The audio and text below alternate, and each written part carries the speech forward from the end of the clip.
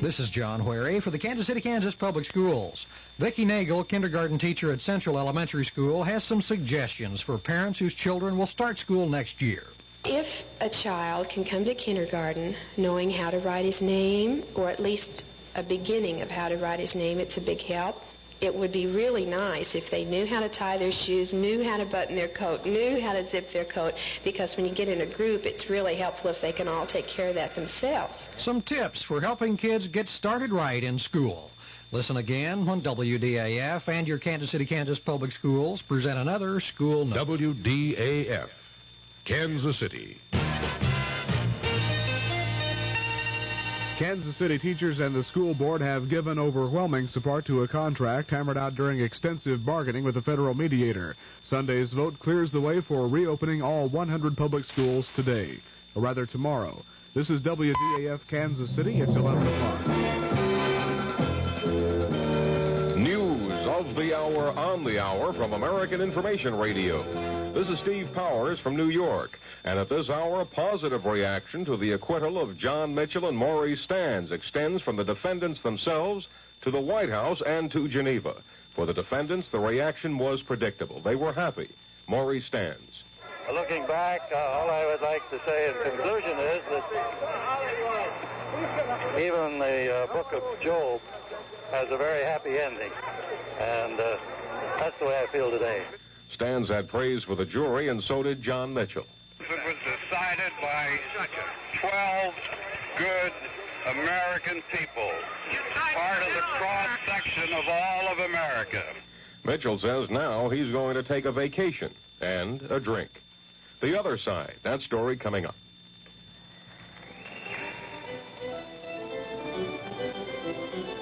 You may live with it for 1,000 years, and there is still challenge. And you see, the young people are searching for the answers to life. Organist Virgil Fox for music in our schools. I don't think there's any way possible to have children have music too early. I think that music in the lives of the young is probably as important as the breath in their lungs or the blood in their veins. The child who is permitted to brush with music, to cope with it, to dance to it, to feel it, to express it, to make it, is a child who is always several plateaus higher. There's no doubt that beautiful music brings out the finest, and the more we have of it, the better everything else is. Help to bring out the finest in all our children. Support music in your schools. A message from the Music Educators National Conference. The chief prosecutor, John Wing, said he felt rotten after the jury found Mitchell and Stans innocent of all counts in the Vesco affair. I'm disappointed in the verdict, and there's nothing else I really can say. Are you satisfied with the government's case as you presented it and your fellow prosecutors, sir? Absolutely.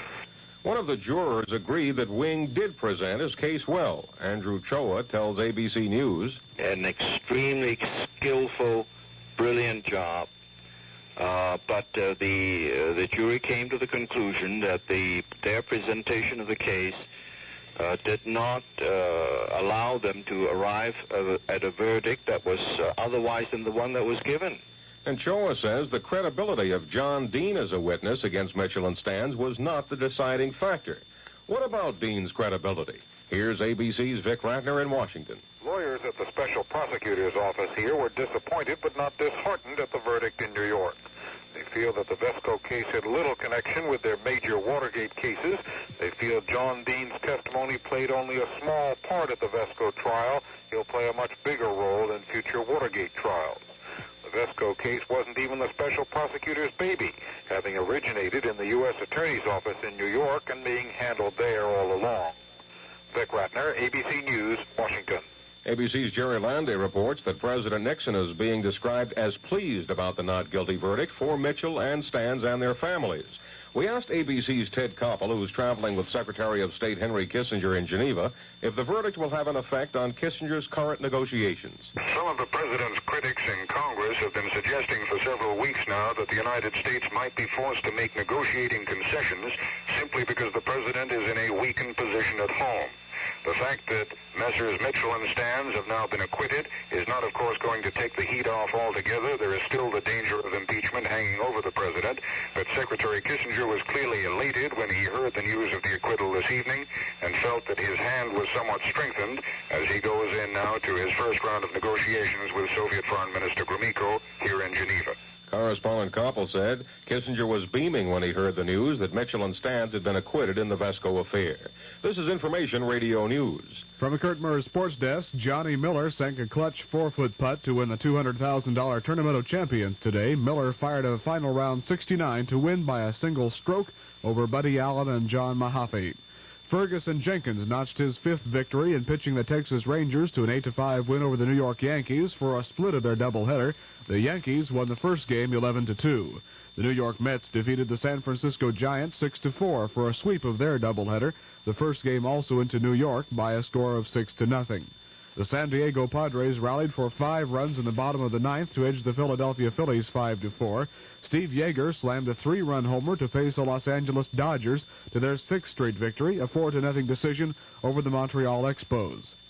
And Cecil Cooper's leadoff homer in the 4th of the 13th inning gave the Boston Red Sox a 5-4 triumph over the Kansas City Royals. The win snapped Boston's 5-game losing streak. The Kansas City forecast, cloudy with a chance of showers or thunder showers, possibly with heavy rain for the rest of tonight and tomorrow. The low tonight in the low 60s, high tomorrow in the mid to upper 70s. Partly cloudy with a chance of showers Monday night and Tuesday. The low Monday night in the 60s, high Tuesday in the 70s. Right now, cloudy skies, south winds at 14, the humidity 87%, and our current Kansas City temperature 64 degrees. This is Pat Ross, WDAF News.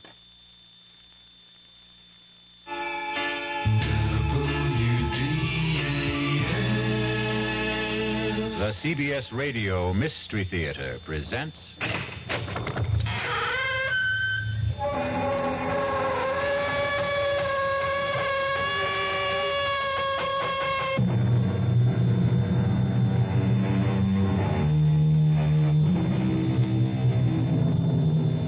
Come in. Welcome. I'm E.G. Marshall. Welcome to the sound of suspense, to the fear you can hear, to the world of terrifying imagination. They say, hell hath no fury like a woman scorned. And perhaps it's true. But the question is, how long can that fury endure? How long can the passions burn? Well, Miss Charity Youngblood was left waiting at the church some 200 years ago, and she still isn't over it. Sheriff's Office, Deputy Palmer speaking. Sheriff, there's someone who wants to murder me. Yes, sir. Your name, sir? Well, is that important? Yes, sir, it is. Well, I hesitate to give you my name because you might think I'm unbalanced. Now, why would I think that? Because of the peculiar circumstances involved. Well, why don't you let me be the judge of that? Well, this young lady wants to kill me, and she's armed. Well, what's her name? Well, I wouldn't want her to get into trouble. What?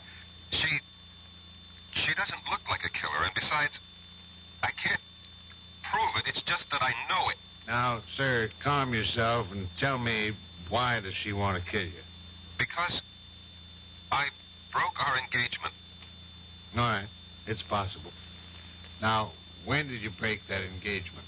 Oh, about 200 years ago.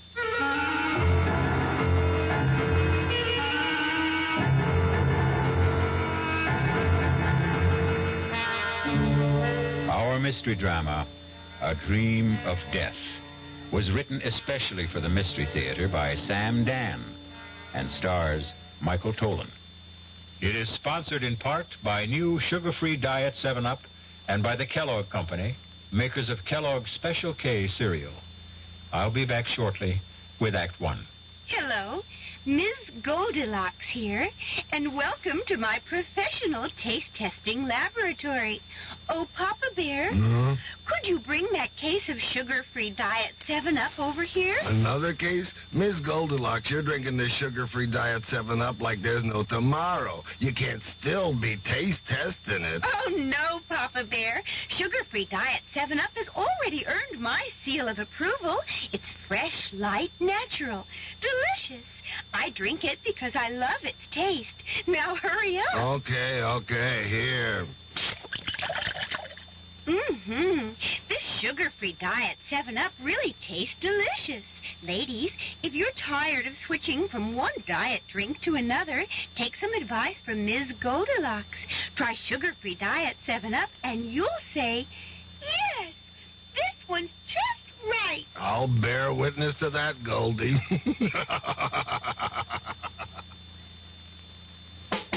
Young I may be, but still I'm a man. Just turned 18 and I'll do what I can to find me a place where I can be me.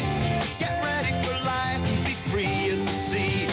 Where do I go from here? Oh, where do I go from here? I finished school, but what lies ahead? Don't want to get trapped, want to feel free instead. All over the world, there's so much to do. The call of the sea, don't you hear it too? Where do I go from here? Oh, where do I go from here? What about the new Navy? You'll get your chance at success, learn an exciting job, and see the world. Call toll-free 800-841-8000. That's 800-841-8000. Or see your Navy recruiter. Be someone special in the new Navy. I know where I'm going from here.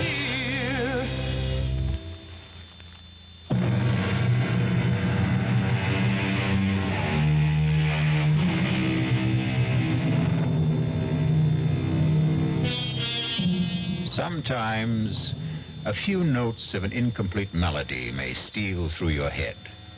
It isn't like any tune you know, and yet you've heard it before. For no reason, a name, a noise, an aroma may evoke a dim and distant memory. A memory of a place you cannot clearly remember, but it's a place you cannot completely forget. A great poet said, "Life is a dream, and even dreams are dreams." Perhaps. But sooner or later, there must be an awakening for every dream. And for Rexford Patterson, there was the rudest awakening of all. Hey, Patterson, wake up. Your lawyer's here. Huh? What? Your lawyer's here. Lawyer? Why? What do I want a lawyer for? Where am I? You're in a jailhouse. Jailhouse? How did I get... I demand to see a lawyer. Mister, no sooner said than done. He's all yours, Counselor. All right, Sheriff, if you would leave us. Bang on the door when you want out, Counselor. Who are you? Why am I in here? My name is Peter Evans. I'm an attorney. I was retained by the university on your behalf. Why do I need a lawyer? Why? Well, you're going to be tried for murder. Who is? You are. But that's impossible. You don't remember? Murder? Murder. No. Well, according to the sheriff, you were found unconscious on the floor of your study and she'd been shot. Who? Your fiancée. Charity? I killed Charity? No. Madeline Betty, your fiancée, Madeline Betty Powers. Who's Charity? Charity Youngblood. She was my fiancée. You had two of them?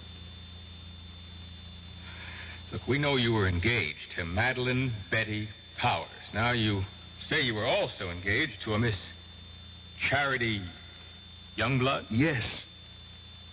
Well, what happened to that engagement? I broke it. Was the parting amicable? No. How did Miss Youngblood take it? She was hurt, angry. She was violent. What do you mean, violent? She swore she would make me regret it. She swore she would have her revenge. Can you prove any of this? Oh, yes. How? I have it in writing. Well, now, this may throw a new light on the case. When did you break your engagement to Miss Youngblood? When?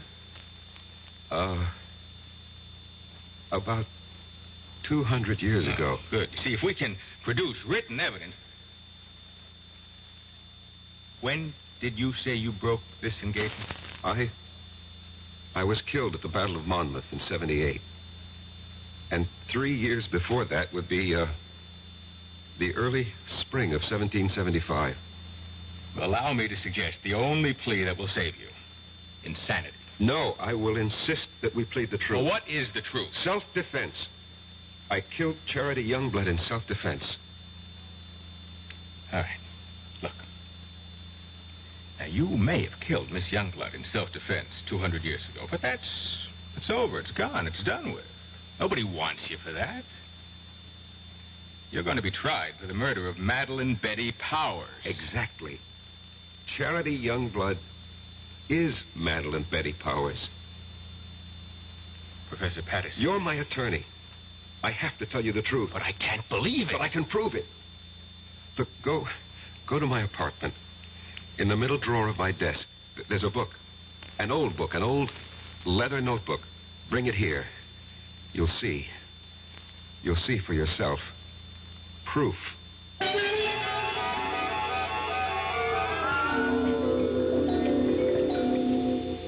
You read the book? Yes.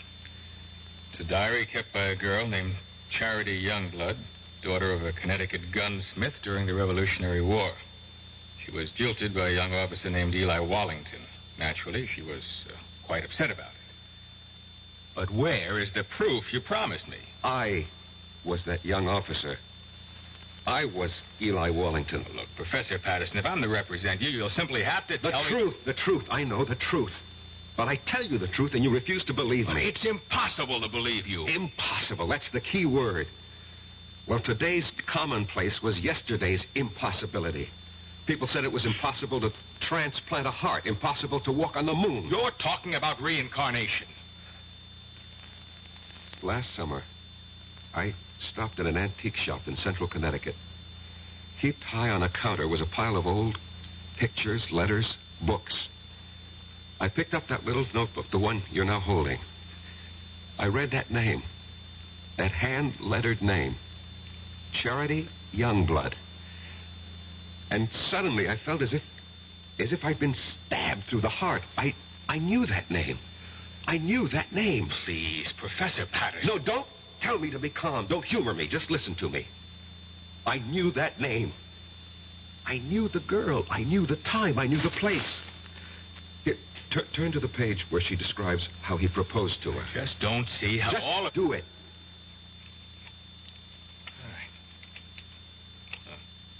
All right. This is what you want? Monday. Eli proposed marriage to me this morning. I read the name Eli. An electric shock ran through my system. I knew I was Eli. And the entire scene ran through my mind. Exactly as she wrote it in her diary. Exactly.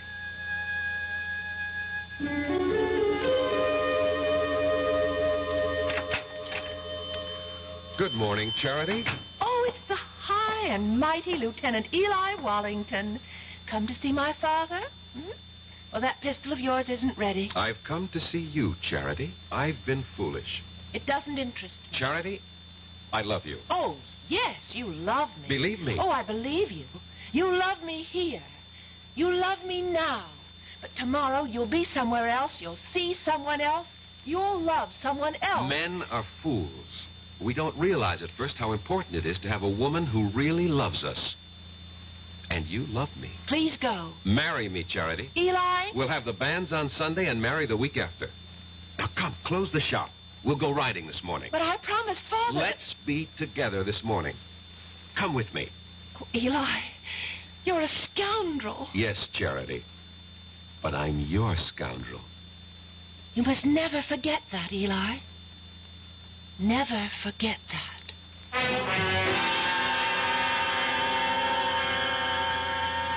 What are you trying to tell me, Professor Patterson? Don't you see, as Eli Wallington, I had lived through that scene. I knew how I felt.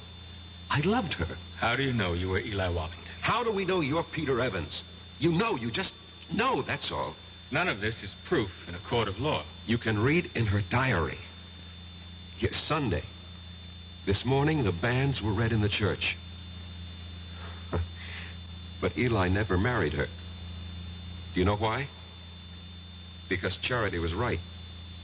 The very next week, Eli was somewhere else. He saw someone else. He loved someone else. He never saw Charity again. And 3 years later, he was dead at Monmouth. Turn to Charity's diary. See what she wrote when she heard the news of Eli's death. Here's the evidence you need to defend me in court. Read it. All right. Now, Friday. This morning, the Reverend Fallowfield came into the shop with news.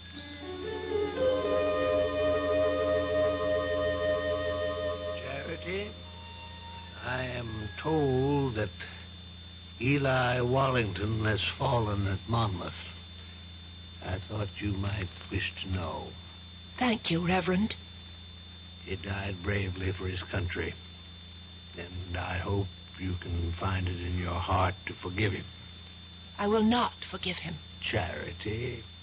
On that Sunday, that awful Sunday, I swore I'd kill him. But the boy is already dead. He'll live again. I'll live again. I'll find him and kill him.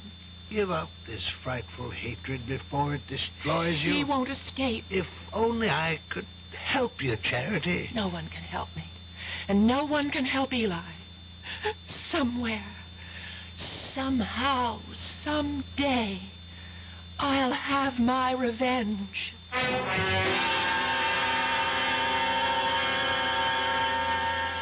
And when I picked up that diary in the antique shop, Mr. Evans, I was almost frozen with terror. I knew I had come back. Why shouldn't she? But you know something? After a while, I began to laugh at myself. Why? Well, for the same reason you're probably laughing at me. After all, we live in the modern, rational 20th century. Every night, I'd sit alone at home and wait for Charity to come and kill me. And nothing happened. She didn't show up. No. And you can't maintain an emotional pitch forever. And so soon, I stopped thinking about it. And then one afternoon, I was sitting in my study. Come in, it's not locked. Good afternoon, Professor Patterson. Yes. Let me see, you're Miss... Powers. Madeline Betty Powers. I'm scheduled for a conference at exactly 1500 hours. 1500 hours? 3 p.m. We use this terminology at the engineering school. Oh, I see. You're an engineering major, Miss Powers? Have you any objections? Oh, no, certainly not. Professor, I require 3 credits in the humanities for my degree. I chose your American history course. I am flattered. It was the only one open. You shouldn't have said that. Oh, I have no interest in the dead past, only in the dynamic present.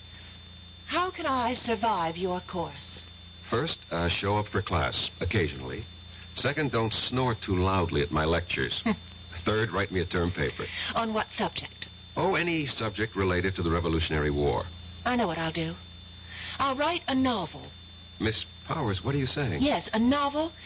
A novel about a girl. But, Miss Powers, you asked for an easy way out. A novel is the most difficult project. You know what gave me the idea for it, Professor? This antique pistol on your desk. What? That broken down, rusty old relic? It just came to me by just looking at it. I'll write about a girl whose father was a gunsmith. What did you say? In one of the 13 colonies, Connecticut. But, Miss Powers, do you know anything about Connecticut during the Revolution? No, I'll make it up. After all, it's a novel. Have you ever been to Connecticut? No, never in my life. Now, the girl, the heroine of my novel, will be beautiful, sexy. I can see her. I can just see what she looks like. And her name, I even know her name. What is it? I think I have a good one. Her name No, don't tell me. Write it down on a piece of paper. But don't let me see what you're writing. But why? Please do as I ask, Miss Powers. All right. You've written her name? Yes, Professor. Her name is Charity. Charity Youngblood. Professor Patterson. How did you know?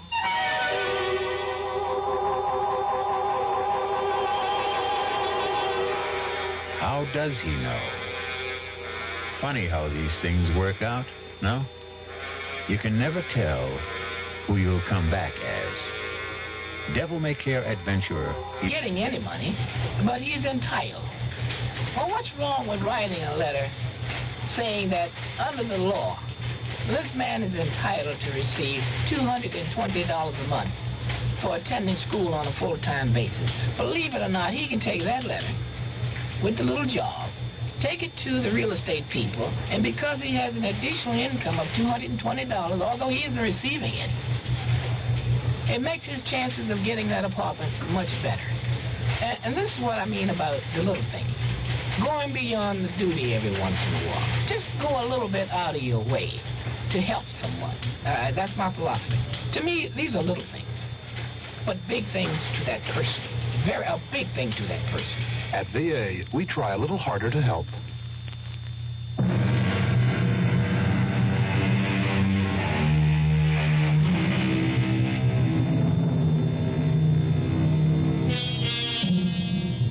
Professor Patterson, a quiet teacher of history, is in jail, accused of killing his fiancée.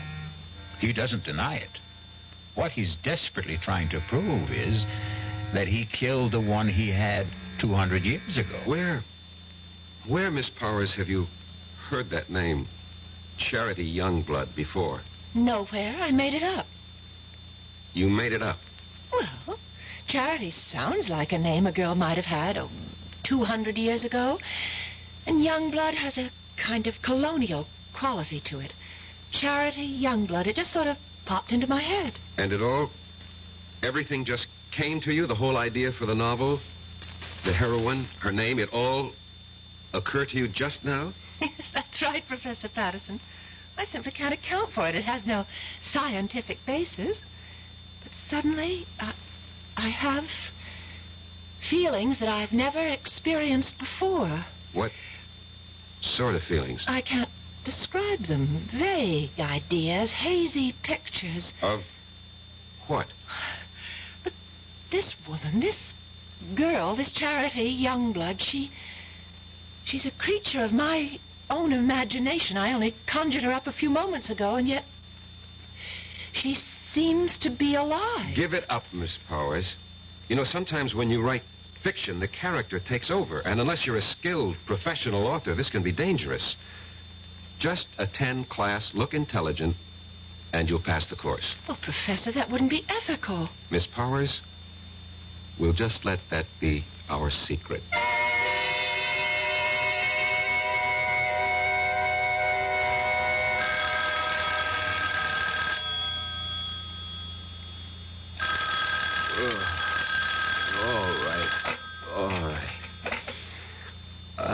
Hello. Professor Patterson, this is Miss Powers. What? Miss Powers? Madeline Betty Powers. Did I wake you? I'm sorry. I know it's midnight, but I must see you at once. Please. Well, It's important. Where? Well, I'm calling from the all-night cafeteria at the Student Union building. I'll be there. Oh, thank you, Professor.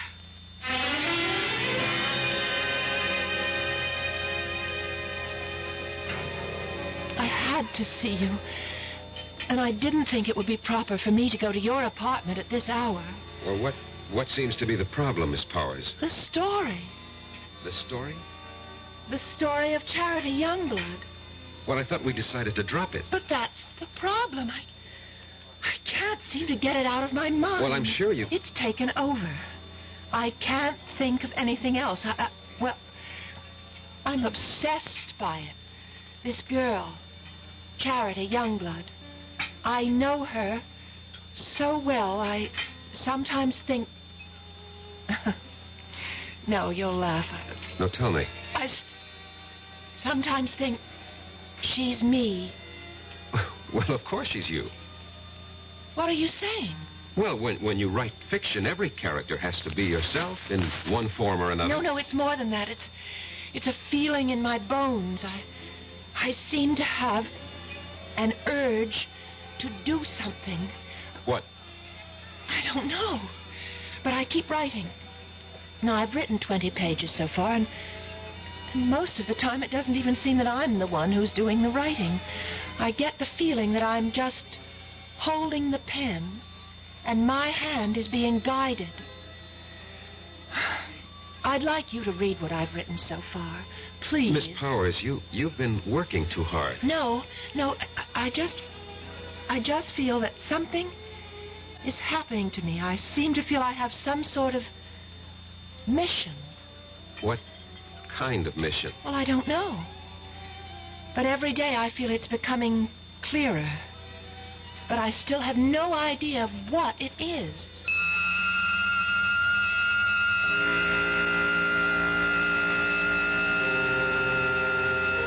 And every day, Mr. Evans, she would hand me a chapter of her novel. And that novel will win me acquittal in court. Why? Because each chapter is word for word a day in Charity Youngblood's original diary. In Madeline Betty's own handwriting. Where's that novel now? In my desk. I did everything I could to get her to stop writing, hoping that somehow I could get her mind off it. But of course that was useless. After all, if she really was Charity Youngblood, and there was no doubt in my mind about it, nothing would stop her from finding it out. And every day she was getting closer. Not just to Charity, but to me. Professor, I decided to give Charity a love interest. We're about to have the war, and I've created a young cavalry officer of the Connecticut Brigade. I have a name for him. Eli Wallington. Eli Wallington? Yes. Miss Powers, you've already written more than enough to earn a good grade. It's already longer than the average term paper. Oh, but I have to finish. Why? This whole thing started as a term project. Yes, it may have started that way, but now it's something that belongs to me, and I can't help it. I have to keep writing until... Until? Until something happens. What? What is supposed to happen? I don't know. But I'm afraid. I'm very much afraid.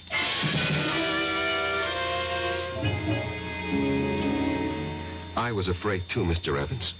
Afraid that at any time she would suddenly realize that she wanted to kill me. But surely you realize... What? You mean I had nothing to be afraid of? Suppose someone's determined to kill you, and you know it. You tell me. You know what I think? Although it's academic now. I think you should have gone to a psychiatrist.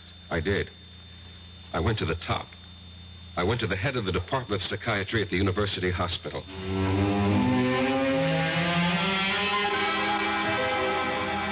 All right. Now, let us see if we can delve into the core of these hallucinations. No, let's not, Dr. Laufer. You see, these are not hallucinations. No? No. These are matters of fact. I know them to be true. You're talking about reincarnation. Yes. And you obviously don't believe in it. That's hardly the point. It may exist, for all I know. However, if it does, then we have no way of knowing who we were in a past lifetime. Perhaps we had no way of knowing. Perhaps today, with heightened powers of communication, perhaps our modern scientific technology has upset certain natural balances. Whatever. The fact is, I know. If you know, you know. What do you want me to do? Suggest a way I can live with it. I'm afraid I don't understand. Look, if a man was an alcoholic or a drug addict or a gambler, and he said to you, this is what's wrong with me, how do I live with it? What would you tell him? You are oversimplifying. I am I'll coin the word. Reincarnate. How do I live with it? especially since my life is in danger.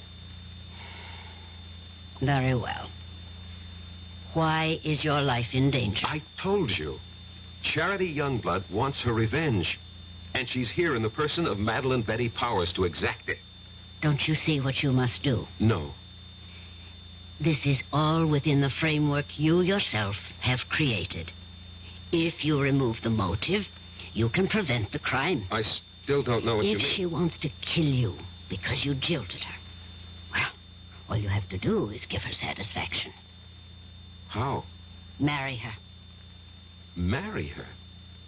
Marry Madeline Betty? She's hardly my type. You're 32 years old. You're not married. Are you going with anyone? No. But marry her? How do I know she'll have me? Were you once Eli Wallington? Yes. Was she once Charity Youngblood? Yes. She'll have you.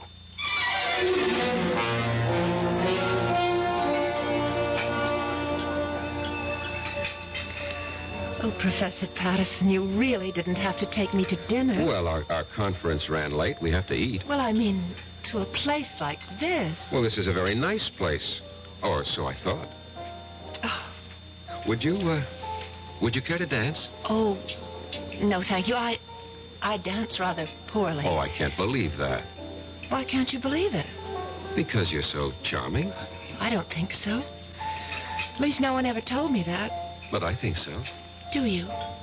Why? Well, it's a subjective thing. I lied to you just now. I said I dance poorly. The truth is, I don't dance at all. Now, how is that possible? Girls who don't get asked usually don't bother to learn.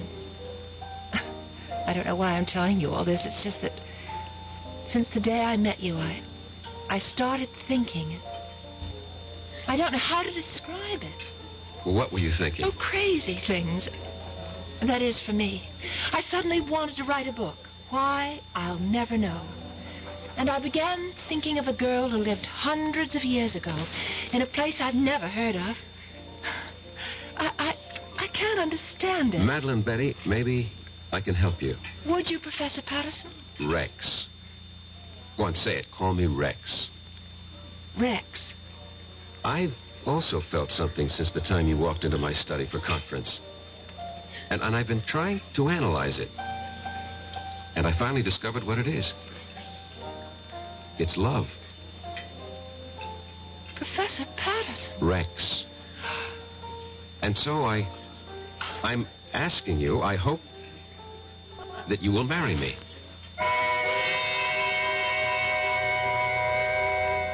If you're going along with what Rex believes, they're playing the scene again. Rex and Madeline Betty have now reached the point where Eli proposed to Charity. Charity said yes, but will Madeline Betty? Yes or no will be the first word you will hear when we return shortly with Act 3. And now, another story of the ball and chain, as Kellogg's Special K presents The Library. Welcome to the public library. May I help you, sir? Yes, I'd like to check out... I'd like to check out Famous Laundromats of the World by Audrey Schnorbart. Sir, excuse me, but isn't that ball and chain you're wearing just like the ones they use in the Kellogg's Special K commercial? This ball and chain? Yes, that one. How are you going to get rid of it? Well, you know, lots of good exercises, and by eating smart at every meal, starting with the Special K breakfast. Don't you have to watch your calories? Yes, and the Special K breakfast is less than 240 calories. Less than 240 calories? Right. A 1-ounce bowl of high-protein Special K, 4 ounces of skim milk, tomato juice, and coffee. It's really tasty, and it's going to help me get rid of this ball and chain. I'd say it's long overdue, get it?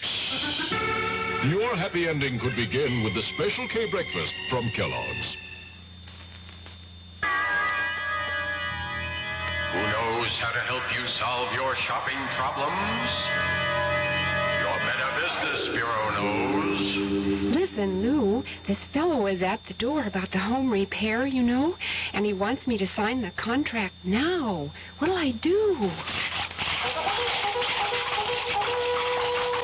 You don't have to sign that contract now, madam. You're not Lou. Who are you? I'm the man from the Better Business Bureau with some advice to help you to protect yourself. Read all the documents before you sign and take your time. He'll come back tomorrow. And incidentally, keep a copy of any form you do sign. And be sure you understand what you're signing. Oh, thank you for telling me. No need to thank me, madam.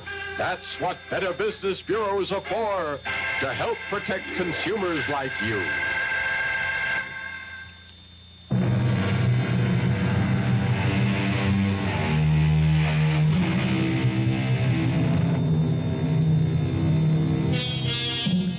Eliminate the motive, and you prevent the crime. Excellent advice. And Rexford Patterson has taken it. He has just proposed to Madeline Betty Powers because it's the only way he can think of to keep her from killing him. And now, she looks at him and says, Yes, Professor Patterson. Yes. You can't agree to marry a man and call him Professor Patterson. Rex. I know it's sudden, Madeline Betty. We can get married after you graduate. Oh, I'll marry you anytime you say, Rex. I love you. I love you, too. I fell in love with you. Must have been at first sight. Why? Why? Because you're handsome. I was hoping I had other qualities. Oh, you do. You do. But being handsome's part of it. Why did you fall in love with me? Because you're beautiful. Oh. No, you don't believe it. No, well, I feel beautiful. You make me feel beautiful. Oh, Rex. I can't believe this is happening to me. It's happening. It's happening to both of us. And I'll be such a good wife for you. What is it? Oh, my head. What's the matter? Suddenly feels so light, so clear. Well, that's good. And different. Different? Yes, different. How? The book. You know the novel that I'm writing for the course? Yes. All of a sudden, I don't want to write it anymore. Why not? I don't know how it came into my head in the first place. Just as suddenly as it came, it's gone out. Gone out? That girl, Charity? Oh, yes, Charity, the heroine of your book. Yes, that's her name? Yes, I seem to remember. Well, she's gone from my mind, too. I simply can't understand how it happened. Well, why bother? Yes, that's right. Why bother about anything except us? Except you and me.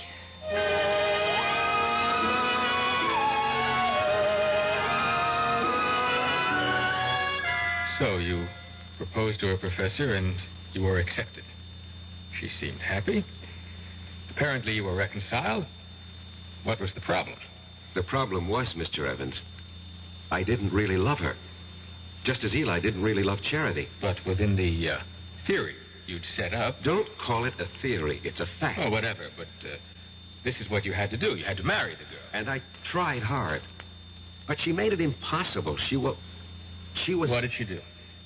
Nothing, really. She was just so grateful to me. You pay attention to a wallflower, and what you create for yourself is a clinging vine. A vine that can strangle and suffocate you. And besides... Yes? Besides, there was Susan Miller.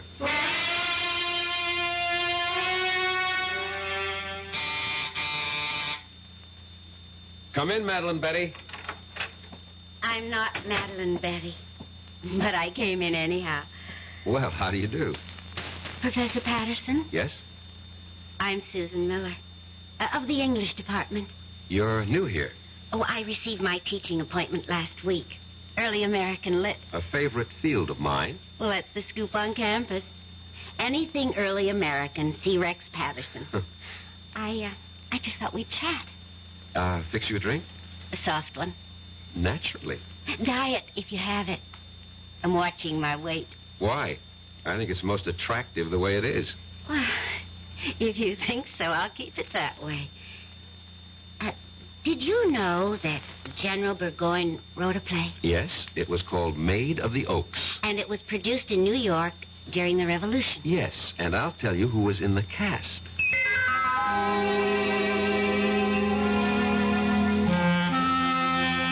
And that's how it all started, Mr. Evans.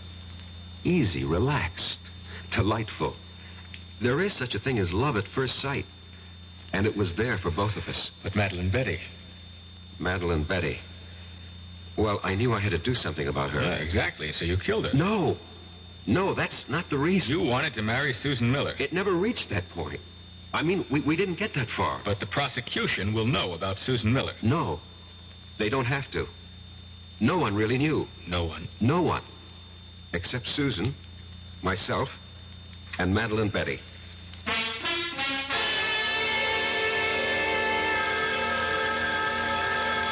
I'll get it.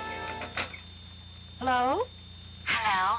Is Rex, Professor Patterson there? Oh, who's calling? This is Susan. Miss Susan Miller. Rex is for you, Miss Susan Miller. Oh, thank you, Madeline. Yes, Susan? Rex, how about a drive in the country? I have considerable work to do. But I thought you had nothing to do all weekend. So did I, but, I have this research project. I see. Did your project answer the phone? No. No, it's nothing like that. Well, maybe we can get together tomorrow. Sure thing. Goodbye. Bye. And who is Susan Miller? She teaches here. I'll bet. What does she teach? English. You could look it up in the catalog. I'm sorry. I'm so jealous. Forgive me. You're forgiven. I just can't believe my good luck, that's all. Rex, you said you'd marry me any time I chose. Well, yes. Well, I choose now. Now? Well, next month. I want Mother and Dad and my sisters, and I have some cousins. I'd like to see the looks on their faces.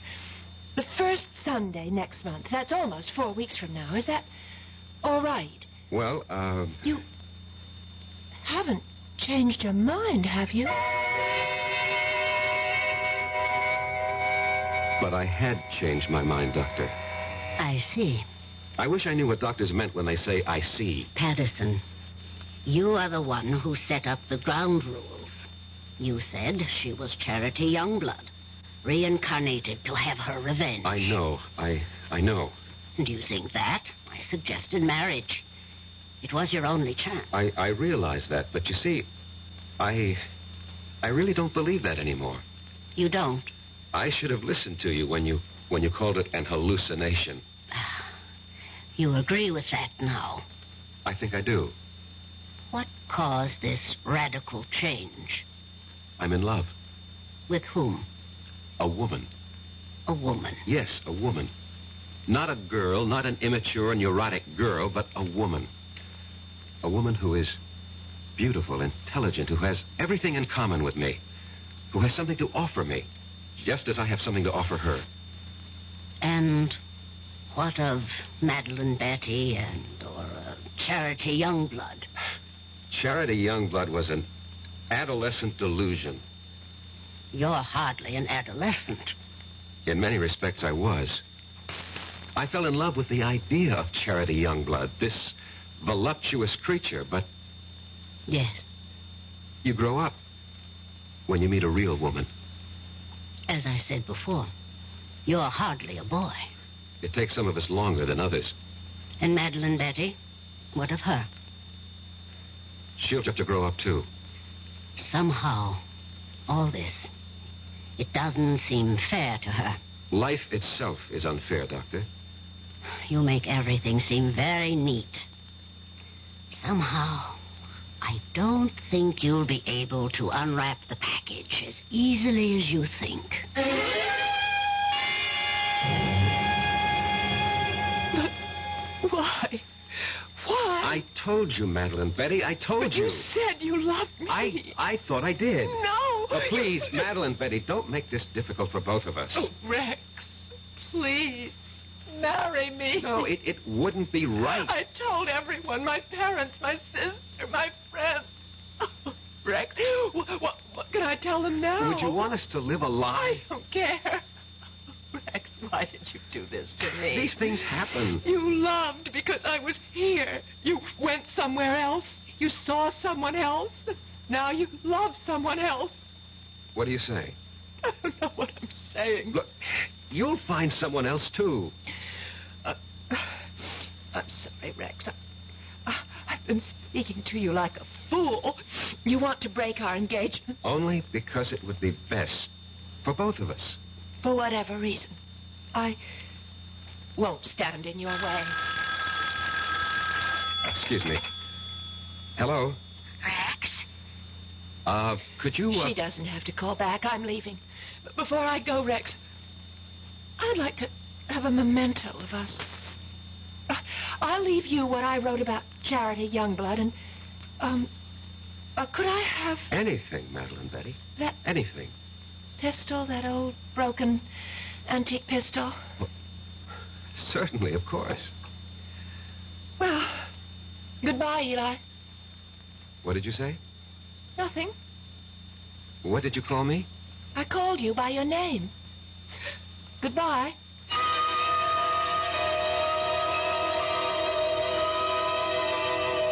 That night, Mr. Evans, she left the college. Her roommate called me and said Madeline Betty had disappeared. Didn't you feel that perhaps you should investigate? No. Well, to tell you the truth, I felt relieved. I thought she was embarrassed and had decided to go somewhere, and I forgot all about her. You forgot? How could you forget? Maybe I wanted to forget. Anyway, about a week later, I came home. It was late at night.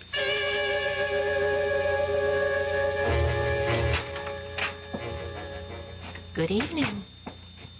What are you doing here? I have a key, remember? Look, what can I do for you? Nothing. Ask me what I can do for you. What? I can kill you. What do you say? Yes.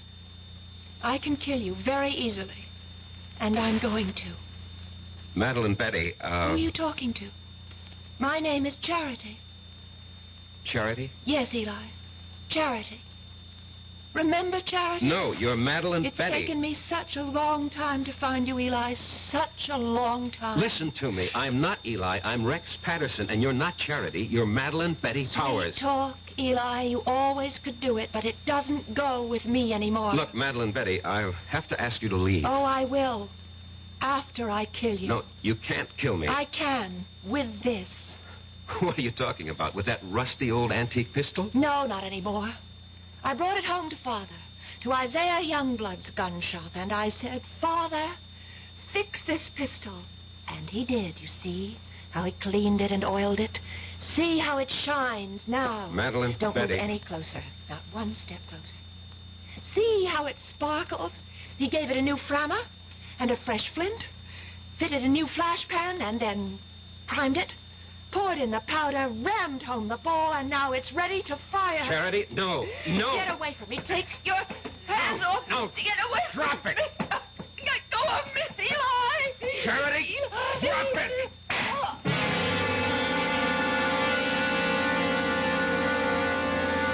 We struggled for the gun, and at the last second, the barrel must have turned toward her, and she pulled the trigger. And that's your defense? That's my defense. You want me to plead that defense? I want you to tell the jury exactly what happened, why it happened, and the way it happened. Show them the written proof.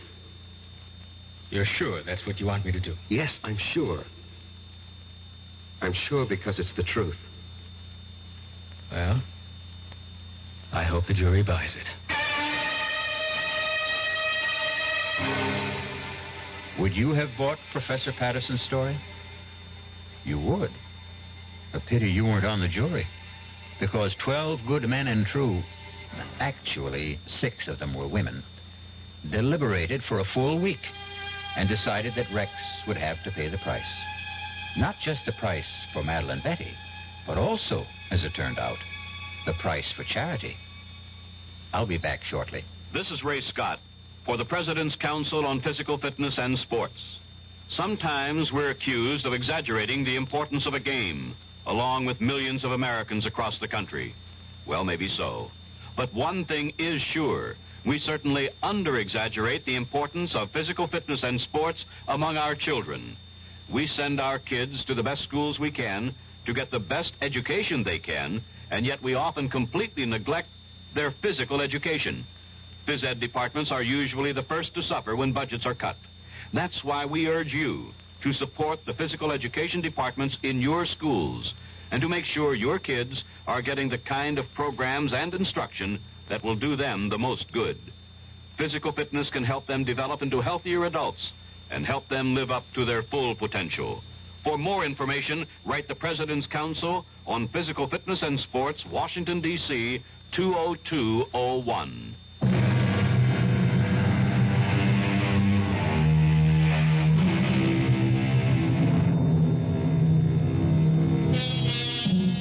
Can a desire for revenge span the centuries? Not a comforting thought, exactly. It's all most of us can do to hew to the straight and narrow during one lifetime. If we're going to have to pay for the sins of other incarnations and existences, well, who has the price? But there is no price for our next meeting, when we shall enjoy another suspenseful experience. Our cast included Michael Tolan, Marion Seldes, E.V. Juster, Ira Lewis, and Robert Dryden. The entire production was under the direction of Hyman Brown. And now, a preview of our next tale. The answer's still the same. No dog, no baby. Just be happy with these dumb plants. They're bad enough. Taking out the whole bloody windows. I hate you. Yeah, look, I'll let you keep them. I hate you. I wish you were dead. What did you say? I said I hate you. I wish you were dead. Did you really say... Hey. Hey, what? Hey, what's this? The bloody plants are on my neck. Hey, Barbara, they're all around me. They're choking me. I can't get them off. Hey, Barbara, they're too strong. Barbara, don't stand there. Get them off. No. Get the scissors. Barbara, the scissors. I hate you. I hate you. I want you dead. Radio Mystery Theater was sponsored in part by Anheuser-Busch Incorporated, brewers of Budweiser. This is E.G. Marshall inviting you to return to our Mystery Theater for another adventure in the macabre. Until next time, pleasant dreams.